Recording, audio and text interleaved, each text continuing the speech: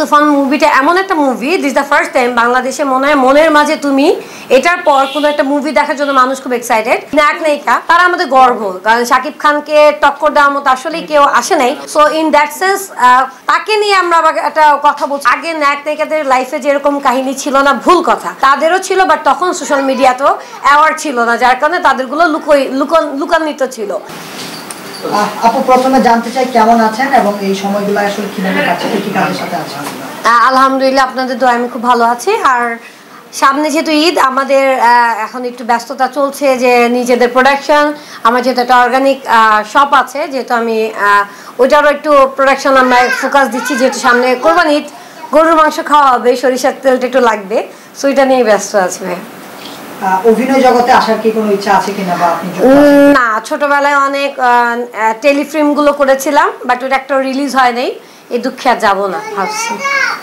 আমরা তো সোশ্যাল মিডিয়াতে প্রায় আপনার ইন্টারভিউ দেখি, আপনি শাকিব খানের বিগ ফ্যান।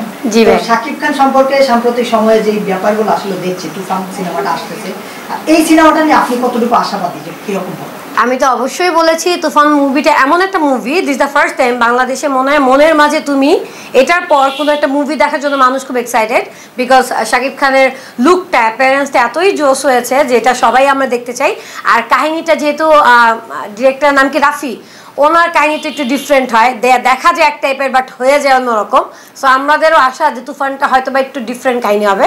সবাই ভাবছে এটা কেজিএফ বা অ্যানিমেলের ভার্সন, বাট আমার মনে হচ্ছে না, হয়তো বা অ্যাপিয়ারেন্সটা লাগছে, কারণ এখন মেয়েরা এই ট্রেন্ডটাই পছন্দ করছে, চুল লম্বা, দাড়ি টাড়ি, এটা সবাই পছন্দ করে। আর শাকিব খান এমনিই সুন্দর, তাকে এই লুকে আরো সুন্দর লাগছে।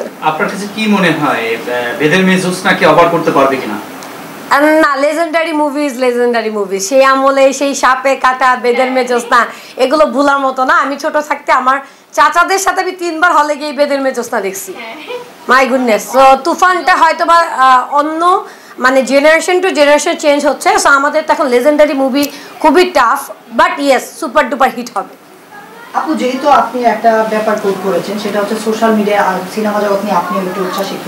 যখন এই সিনেমা জগতের তাদের ব্যক্তিগত জীবনগুলো মানুষের সামনে আসে এবং সোশ্যাল মিডিয়ার বাইরে মানুষ তাদের এই যে ব্যক্তিগত জীবনগুলো জেনে যায় এবং হাইতাস করে, আসলে এই ব্যাপারগুলো শিল্পীদের জন্য দুঃখজনক কিনা?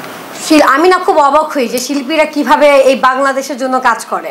লাইক সাকিব আল হাসানকে নিয়ে যখন বাজে কথা বলে, আমি খুব চিন্তা করি যে সাকিব আল হাসান কিভাবে মাঠে গিয়ে আবার খেলে এই বাংলাদেশের জন্য, যেখানে এই বাংলাদেশের মানুষগুলো তাকে গালি দিচ্ছে।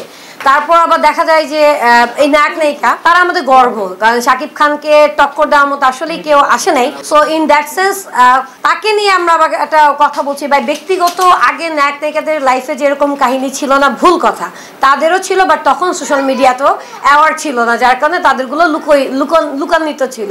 বাট আমাদের এখন তো মিডিয়া একটু বেশি হাইলাইটেড, কথায় কথায় এনে সাংবাদিক চলে আসে, সব কিছু ভাইরাল হয়ে যায়।